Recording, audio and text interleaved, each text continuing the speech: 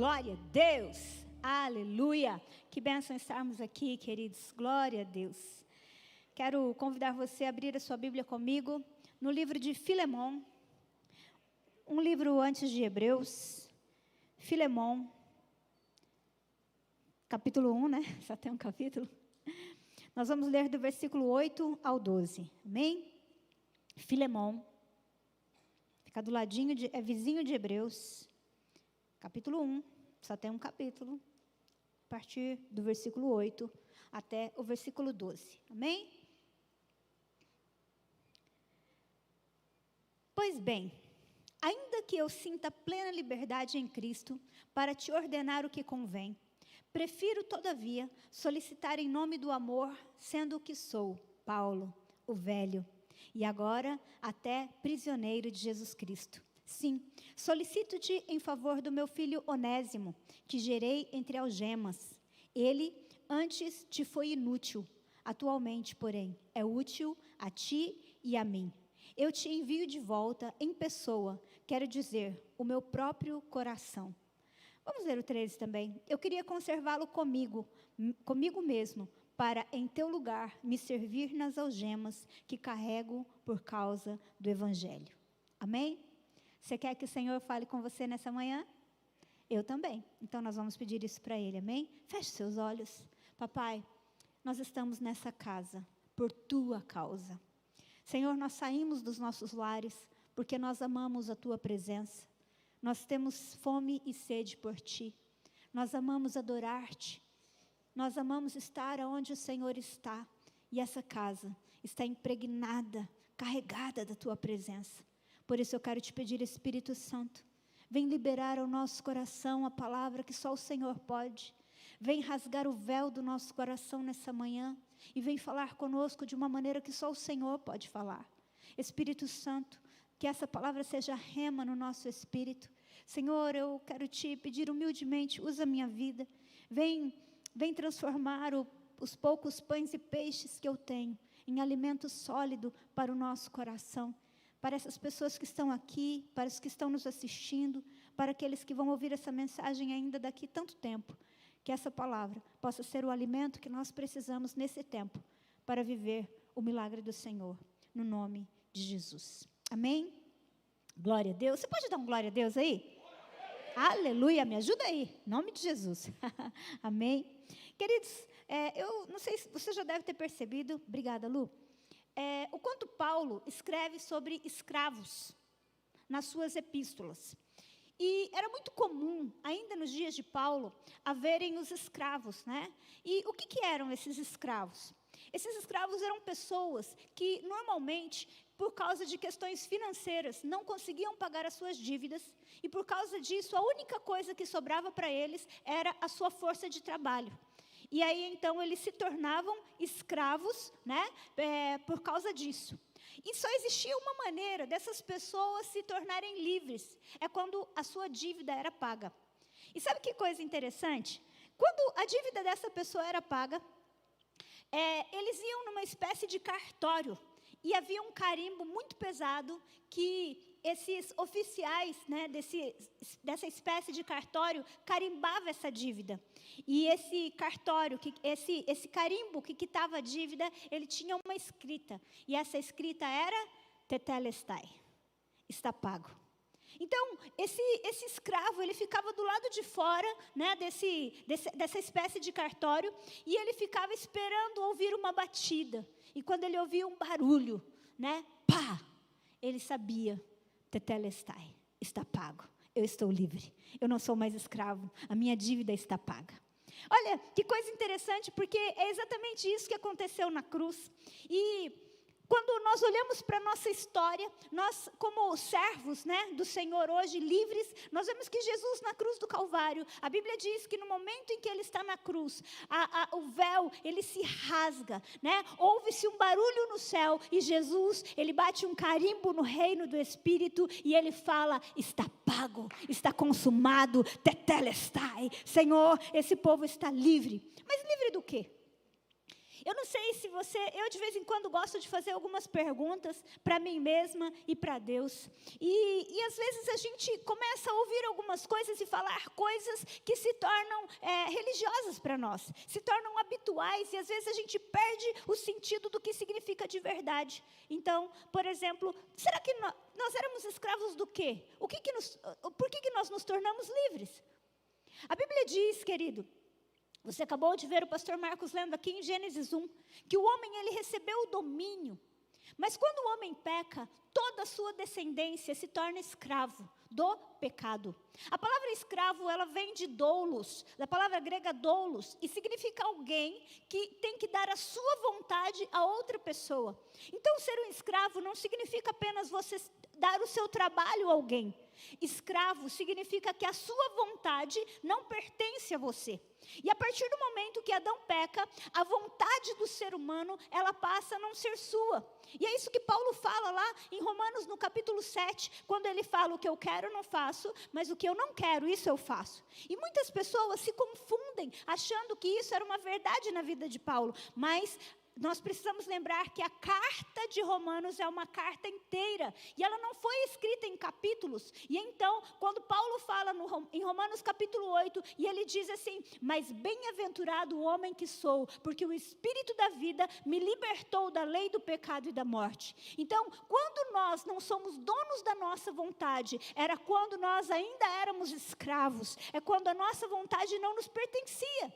Uma das coisas que eu aprendi logo no início da minha conversão, porque às vezes algumas pessoas elas falam: você é crente, então você não pode beber, você não pode fumar, você não pode fazer isso. Não, querido, eu posso todas as coisas, mas nem tudo me é lícito. Por que eu posso? Porque eu posso escolher. Uma pessoa livre é alguém que tem habilidade para escolher. Agora pergunta para uma pessoa que acha que pode, mas que não consegue ficar livre.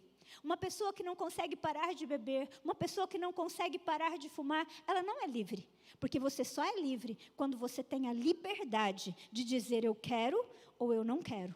A partir do momento que você não tem liberdade, você é escravo.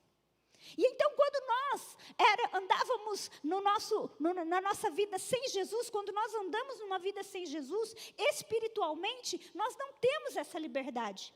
Mas Jesus, ele vem e ele paga esse preço e ele paga a nossa dívida. Agora, Colossenses, capítulo 2, verso 14, diz isso para nós, que foi isso que o Senhor fez. Vamos ler lá? Colossenses, capítulo 2, versos 14. Eu já volto em Filemão, tá? Fica tranquilo.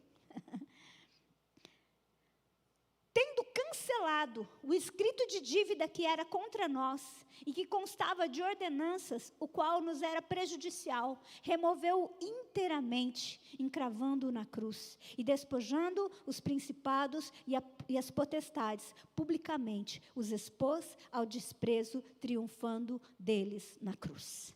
Foi isso que Jesus fez.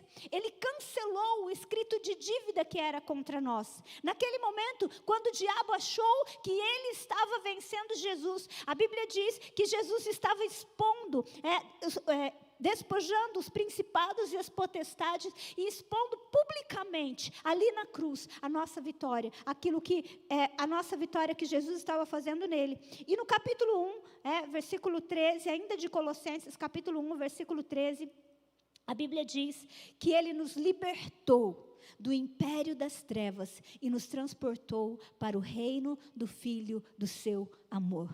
Sabe o que acontece quando você recebe Jesus na sua vida, querido? Aquilo que você não tinha mais domínio sobre a sua vontade, por influência, por uma ação das trevas, por causa do pecado de Adão. Agora, em Jesus, nós temos o privilégio de dizer eu quero, eu não quero, eu posso, eu não posso, eu vou fazer ou não vou fazer, porque eu pertenço a outro reino. Eu não sou mais escravo, agora eu sou livre. Porque tudo o que acontece na nossa vida, no plano físico, e é isso que eu quero que você entenda nessa manhã, tudo o que acontece, todas as suas escolhas, elas não são escolhas meramente naturais. Nós não somos só esse corpo físico, nós somos espírito. E se nós somos espírito, tudo o que acontece do ponto de vista físico que a gente vê, acontece primeiro no reino do espírito. E então, queridos, quando eu não entendo entendo que eu sou livre, eu vivo uma vida de escravidão, eu acabo fazendo aquilo que eu não gostaria de fazer. Você já viu pessoas tomando decisões, fazendo coisas e elas falam assim, mas não é isso que eu queria fazer. Elas estão sob uma influência das trevas, uma vida de escravidão. Agora, a partir do momento que eu recebo Jesus, eu me torno livre. E por que Paulo, a Bíblia faz questão de ter o registro de um livro chamado Filemon? Porque Paulo, ele vem escrever aqui sobre um escravo. Mas um escravo que não aceitou o processo de ser liberto. Porque o caminho para você andar em liberdade é um caminho claro. É o quê? Espiritualmente, só existe uma maneira de nós sermos libertos do império das trevas. É quando nós recebemos Jesus. Mas Onésimo resolveu criar um caminho alternativo. E sabe qual foi o caminho alternativo de Onésimo? Ele resolveu fugir. Então eu quero dizer uma coisa para você. Entre escravos e livres existem fugitivos. Entre escravos e livres existem fugitivos. E um fugitivo é alguém que quer ser livre, mas não quer passar pelo processo de quitação de dívida. É alguém que quer andar na liberdade de Jesus, mas não quer passar pela porta. Mas não é só isso. Gálatas capítulo 4, versículo 1, um texto bem conhecido, e eu gosto muito desse texto, ele nos confronta bastante. Gálatas capítulo 4, verso 1.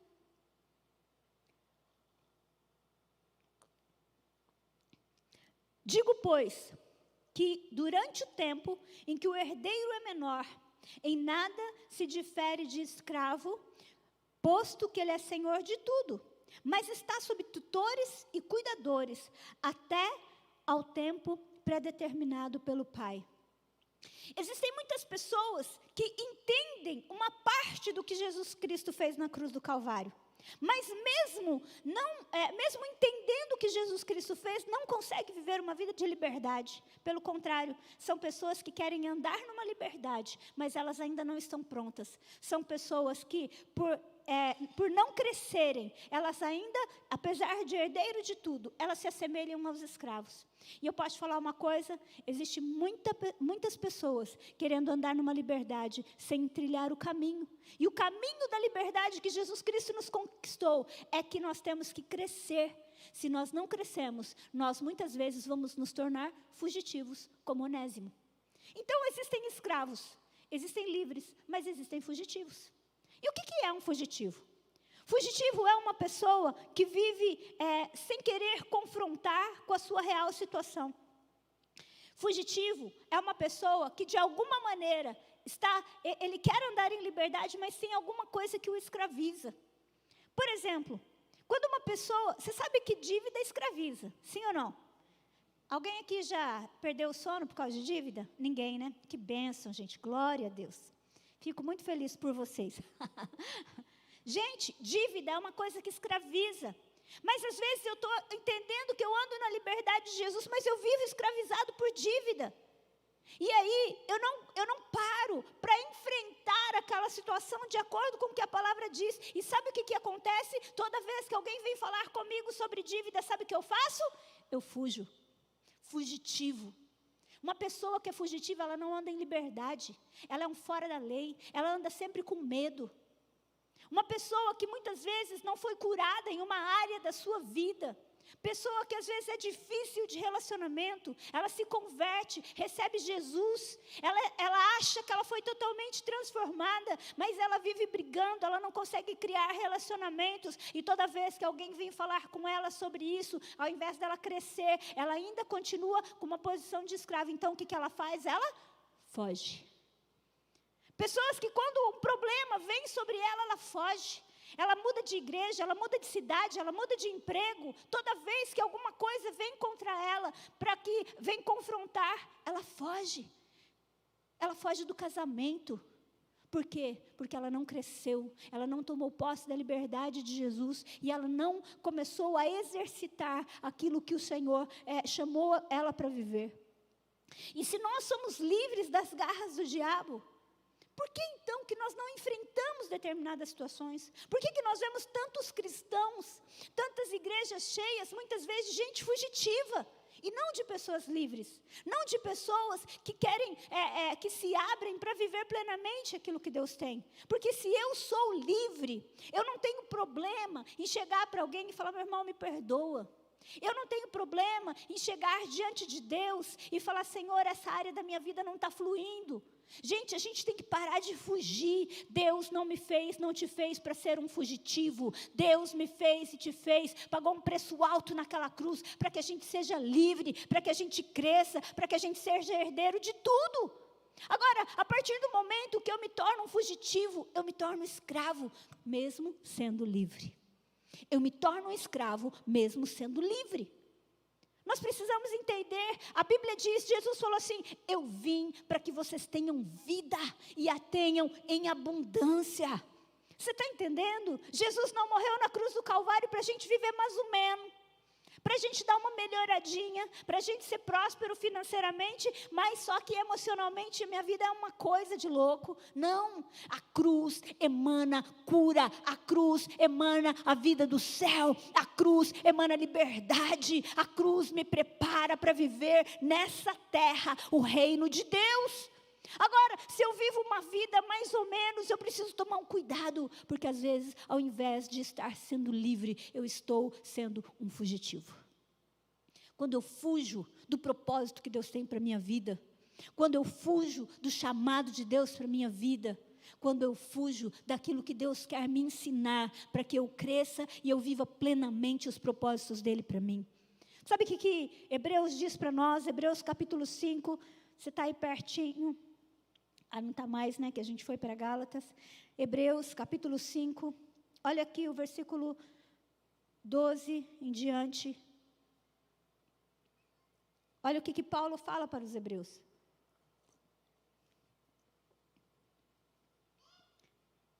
Pois, com efeito, quando devias ser mestres, atendendo ao tempo decorrido, tendes novamente necessidade que alguém vos ensine de novo quais são os princípios elementares dos oráculos de Deus? E assim vos tornaste como necessitados de leite e não de alimento sólido. Ora, todo aquele que se alimenta de leite é inexperiente na palavra da justiça, porque é criança. Mas o alimento sólido é para os adultos, para aqueles que pela prática tem as suas faculdades exercitadas para discernir não somente o bem, mas também o mal.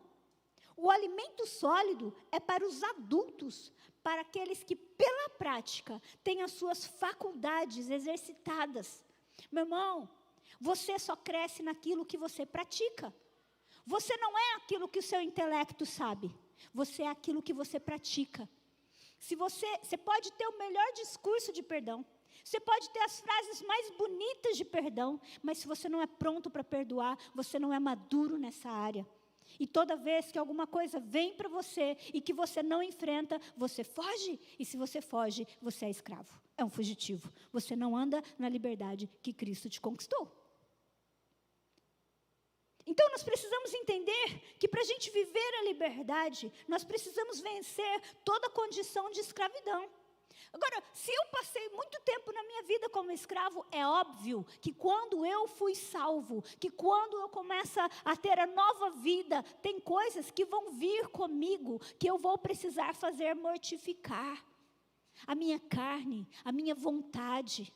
Se antes a minha vontade era das trevas, se antes eu fazia aquilo que, entre aspas, eu queria ou eu achava que eu queria, agora eu preciso ensinar essa nova pessoa, porque quando a gente recebe Jesus, a gente nasce de novo. Gente, o Senhor, Ele tem prazer na nossa prosperidade, mas tem gente que não prospera, porque administra muito mal, querido. Tem gente que vive se endividando, e não vive a liberdade de Jesus, porque, como eu disse aqui, dívida escraviza. Agora, deixa eu falar uma coisa para você, do mesmo jeito. Existe uma frase que ela é controversa, né? Ela é atribuída a uma abolicionista que salvou 1000 escravos, e ela dizia o seguinte: eu salvaria mais 1000 escravos se eles soubessem que era escravo. Algumas pessoas dizem que não é dela, mas enfim. Quando você reconhece que você precisa de algo, aquilo tem efeito sobre a sua vida. Adianta você ir no médico e o médico falar para você, olha, você tem que tomar, você está com esse problema. Aí você fala assim, não estou não. Ele vai te dar remédio, você não vai tomar. Então, se a gente não reconhece a nossa condição de escravo, a gente vai ser fugitivo. Por quê? Porque aquilo vai ter efeito sobre a nossa vida, aquilo nos escraviza, mas a gente acha que é livre. Mas a gente vive com medo daquilo nos enfrentar. Quantas vezes, queridos, às vezes a gente passa por circunstâncias na nossa vida, a gente tem um período que a gente está até mais ou menos bem, e a gente fica com medo de ser confrontado por alguma coisa que já nos assolou no passado. Medo do diabo, medo de que algo aconteça, medo que alguém venha nos ferir. Querido, se existe medo em alguma área da sua vida, a Bíblia diz que nós não somos aperfeiçoados no amor quando a gente vive com medo, porque o verdadeiro amor lança fora todo medo. E quando eu vivo com medo que algo aconteça, eu estou sendo escravo. Tem pessoas que querem viver uma vida com Deus, mas ela dá contra-gotas, ela tem uma reserva. Então ela não consegue viver plenamente a liberdade para a qual Cristo Jesus a conquistou. Deixa eu dizer uma coisa para você, quando Jesus morreu na cruz do Calvário, e a Bíblia diz que Ele nos transportou do império das trevas para o reino do Filho do seu amor. Ele quer que eu e você tenhamos pleno acesso a tudo aquilo que existe no céu. É para a gente ser feliz, sim. É para a gente ser próspero, sim. É para a gente ser curado, sim. É para a gente ter paz, sim. É para a gente ter alegria, sim. É para o Espírito Santo fluir em nós do seu fruto. É para a gente ser cristão maduro e a gente trazer o céu para a terra e o reino das trevas irem cedendo, porque nós vamos avançando em maturidade como um exército de livres que entendem a sua condição e vão tirando outras pessoas da escravidão. Nós não fomos feitos para sermos livres, para viver em função de nós mesmos. Quando a gente entende a grandeza do nosso chamado, é impossível a gente simplesmente receber o que Jesus fez na cruz e isso não servir para mais ninguém além da gente. Significa que a gente não entendeu. Queridos, nós somos chamados para viver eternidade com o Senhor. Você entende isso? Eternidade. Essa vida passa como um conto ligeiro. Essa semana recebemos a triste notícia do falecimento de uma pessoa que nós conhecemos. Ela estava num culto, à noite, na terça, foi ontem, antes de ontem, né, que ela faleceu. Na sexta noite, estava num culto, ou quinta noite, não sei, 10 horas da noite, e simplesmente ela passou mal no culto, e tiveram que chamar o SAMU, e ela morreu. Essa nossa vida, ela é breve. Nós somos um ser espiritual, e o que o Senhor quer que nós entendamos, é que Ele quer que a gente viva essa vida em liberdade, mas que a gente se prepare para viver eternamente com Ele. E quando nós entendemos a grandeza do que Deus tem para nós, e quando nós entendemos a seriedade do inferno, que ele é real, nós vamos querer que outras pessoas vivam isso com o Senhor. Somos livres para tornar outras pessoas livres. Deus está levantando um exército, não é uma creche. É por isso que Paulo, ele fala isso. Gente, já era para vocês estarem tomando alimento sólido, era para vocês estarem sendo exercitados. Paulo não, o autor de Hebreus, né? Ele fala, era para vocês estarem sendo exercitados na fé, mas não, o que eu vejo são pessoas que se tornaram indolentes, fugitivo. Agora deixa eu dizer uma coisa para você, qual que é a diferença de um fugitivo e uma pessoa livre? Um livre tem morada, tem plano, ele tem planos para a sua vida, ele é livre, ele fica pensando o que ele vai fazer, para onde ele vai. O fugitivo não, o fugitivo não tem morada, e ele não tem planos. Ele vai onde é melhor para ele, onde é mais confortável, onde ele sabe que ele não vai ser confrontado.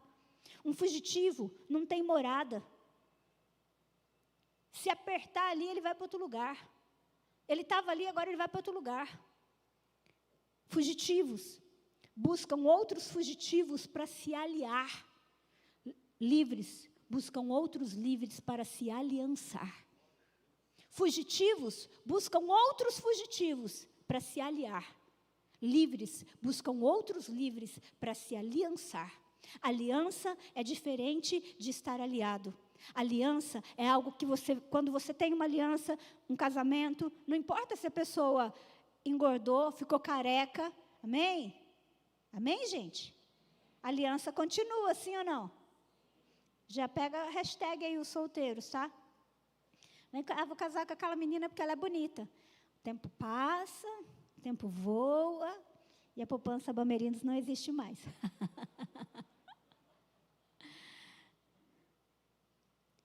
As coisas mudam fisicamente, gente.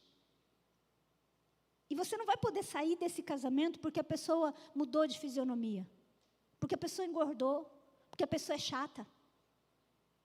Ah, não, não gostei, não, vou embora. Não dá, é aliança. Deus nos chama para ter uma aliança com Ele. E gente livre desenvolve aliança. Agora, fugitivo quer se aliar. Sabia que tem fugitivo querendo se refugiar num casamento? Sabia disso?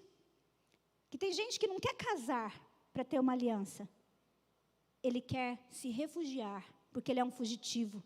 Alguém que não encontrou amor em Cristo e está esperando que um casamento resolva os seus problemas. O fugitivo se alia enquanto algo lhe convém. O livre tem uma aliança que vai até o fim. Tem muita gente buscando fuga para a tristeza. Então, ele procura, são pessoas inconstantes. A pessoa não para em emprego nenhum, não para em empresa nenhuma. Toda empresa é ruim. Todo casamento é ruim. São fugitivos. Pessoas que não param para entender a área da sua vida que está escravizando. E não confrontam essa escravidão. E por conta disso, alguns, apesar de serem cristãos, de terem recebido tetelestai de Jesus, apesar de terem recebido tudo de Jesus, eles não tomam posse da liberdade. E então se tornam fugitivos. Há pessoas que elas buscam circunstâncias que vão satisfazer a sua própria vontade. Elas não têm coragem de esperar, de quitar a dívida. São pessoas que não enfrentam algumas circunstâncias. O fugitivo é alguém que só ele sabe que ele é fugitivo. Mas é só no momento que ele tomar a decisão de que ele não quer mais essa condição, é que a sua vida será mudada. E é por isso que Paulo, quando Onésimo se converte, ele diz, Onésimo, ele saiu, eu estou te devolvendo, Onésimo. Ele era teu escravo e ele fugiu. Então, como ele era um fugitivo, o coração dele não estava com o seu Senhor. E por isso Paulo fala, ele não te era útil. E também não era útil para mim. Mas hoje, por causa da sua condição, porque ele entendeu quem ele é útil para você e ele é útil para mim. Um fugitivo não é útil. Porque o seu coração está sempre em suspenso. Você nunca sabe qual é o próximo passo que um fugitivo vai dar. Você nunca sabe, se você apertar, ele pula. Se você confrontar, eu estava assistindo uma aula esses dias, e aí a pessoa estava falando do pastor Márcio, né?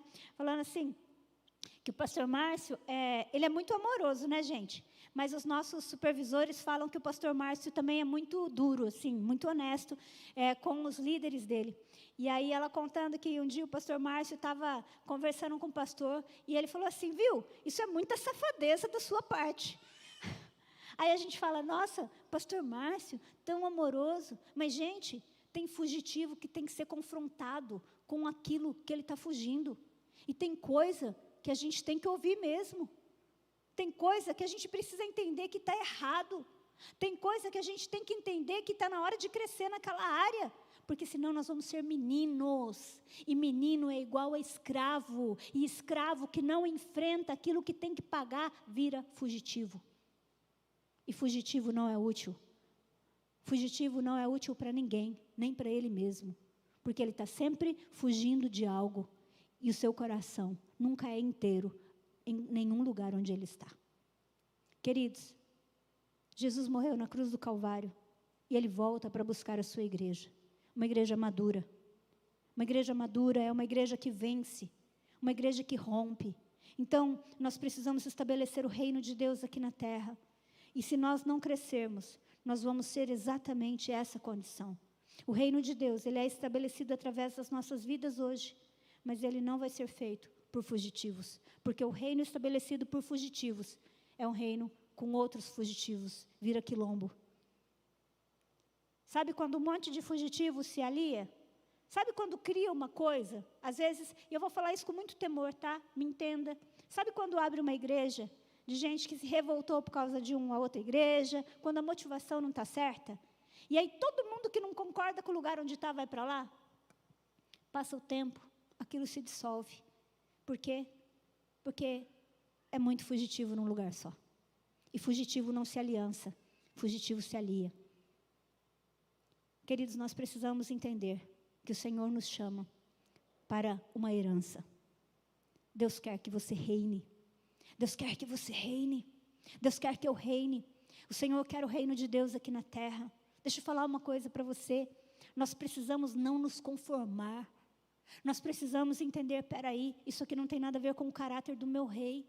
Senhor, o que o Senhor quer fazer através de mim para que o teu reino seja estabelecido aqui na terra? O que o Senhor quer fazer através de mim, para que esses adolescentes e esses jovens não se percam no universo das drogas, porque isso não é vida de escravidão, não faz parte do teu propósito para essa terra. Existem coisas nessa terra que Deus quer fazer através de mim e de você. Está na hora da gente parar de fugir daquilo que Deus tem para nós.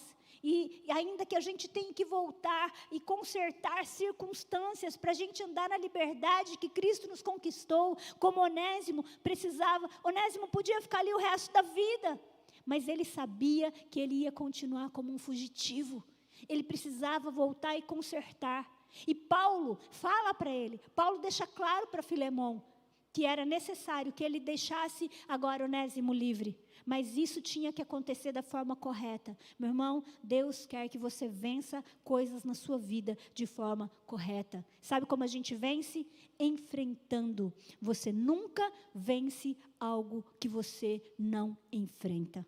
Você já viu alguém participar de uma luta e a pessoa não vai para a luta e vencer? Não. Você só vence aquilo que você enfrenta. O Senhor quer levantar uma igreja madura. Sabe de uma coisa? Eu creio, queridos, que vão haver dias, nós estamos gerando isso, onde pessoas que vão chegar com uma maca na igreja, vão ser trazidos por pessoas, vão ser curados. Mas sabe por quê? Porque os filhos de Deus estão entendendo o seu papel. E estão buscando isso em Deus, dizendo, Deus, eu não aceito. Eu não aceito. Essa semana eu recebi uma mensagem, de uma moça, falando de um problema tão sério que ela está vivendo. Eu falei, Deus, eu não aceito isso. Gente, eu não quero orar, eu estou sendo honesta com vocês, honesta. Eu não quero orar por pessoas assim, Jesus abençoa. Não, eu quero que as pessoas sejam curadas, porque é isso que a Bíblia diz. Isso é trazer o reino de Deus para a terra. E é isso que Deus quer que eu e você façamos. Eu quero ver pessoas com uma sentença de morte sendo ressuscitadas pelo poder de Deus. Só que para isso nós precisamos crescer. Para isso nós precisamos parar de fugir. Para isso nós precisamos parar de não permitir que situações nos escravizem. Para isso, queridos, é hora de nós vivermos na liberdade que o Senhor nos conquistou para viver. Amém? Você foi chamado para ser livre. Você foi chamado para ser herdeiro, para implantar o reino de Deus aqui na terra. Amém? Implantar o reino de Deus aqui na terra. E sabe o que significa implantar o reino de Deus? Tudo o que acontece no céu pode acontecer aqui. Por onde eu e você passarmos, você é herdeiro de tudo. Você não entendeu? Você é herdeiro de tudo. Você é herdeiro de tudo. Como Jesus viveu nessa terra, eu e você podemos viver. Você é herdeiro de tudo. Você não precisa ter medo. Deixa eu contar uma coisa para vocês. Eu já contei isso várias vezes para vocês. Vocês sabem que eu tive uma infância muito pobre. Muitos de vocês já me ouviram falar disso. E eu comecei a trabalhar, gente, eu tinha 13 anos. E então eu sempre fui muito independente. Aos 19 anos, eu já tinha meu apartamento. E eu me tornei uma pessoa muito batalhadora. E eu sempre via isso com bons olhos. É bom, né? Ver uma pessoa batalhadora. Só que algo acontecia dentro de mim. No fundo, eu sempre tinha medo de passar de novo por um período de escassez. Porque a minha infância inteira foi escassa. As minhas roupas na minha infância eram todas de segunda mão. Diz que pé de pobre não tem tamanho, né?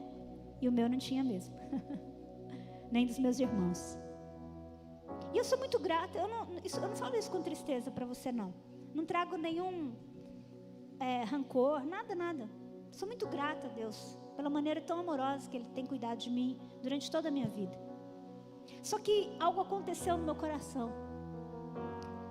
Quando eu não percebia, mas eu coloquei a minha confiança em mim mesma.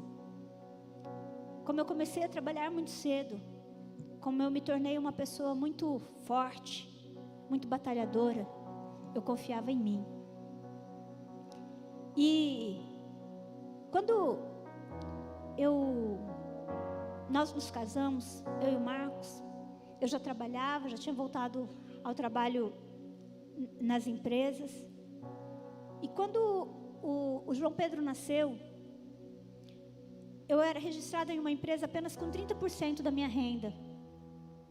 E então eu trabalhei, depois de 40 dias que o João nasceu, eu voltei a trabalhar. Porque eu sabia que se eu não trabalhasse, e era essa a minha mentalidade, as coisas iam faltar. Porque naquela época a minha renda era maior que a renda do Marcos. E no fundo eu tinha medo. E quando o Davi nasceu, aconteceu a mesma coisa. O Marcos estava trabalhando somente na igreja. A gente nunca trabalhou por questão financeira na igreja. E ele não recebia nenhuma ajuda de custo. E com 40 dias eu voltei a trabalhar. Só que eu adoeci. E quando eu adoeci, o Senhor... E eu dizia uma coisa, eu sempre dizia isso. Eu falava, gente, eu trabalho como autônoma. Se eu trabalhar, eu ganho. Se eu não trabalhar, eu não ganho. E então, quando eu adoeci, o Senhor falou para mim, sabe qual é o seu problema? E eu conheço essa voz. E eu falei, qual é, Senhor? Você é muito orgulhosa. Eu falei, oi? Não, Senhor, eu tenho fé. O Senhor falou, não. Você acredita que você pode suprir as suas necessidades. Você acredita que se você trabalhar, você tem. Você acredita que se você fizer, você tem. Mas você esqueceu que eu sou o provedor da sua vida. Que eu sou o provedor da sua casa. Que eu sempre cuidei de você. E que não é você. E então eu falei, Senhor, na verdade eu estava com medo. Medo de me faltar algo. Medo de, no fundo, aquele medo que me acompanhou desde a minha infância. No fundo, aquilo que eu achei que tinha sumido.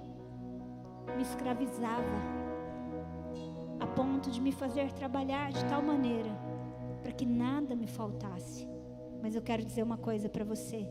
Quando Jesus nos comprou, Ele nos trouxe para a condição de filhos. E se um homem sendo mau sabe dar boas coisas a seus filhos, quanto mais o nosso Pai Celestial sabe dar boas coisas para mim e para você. O Senhor não quer que a gente viva com medo.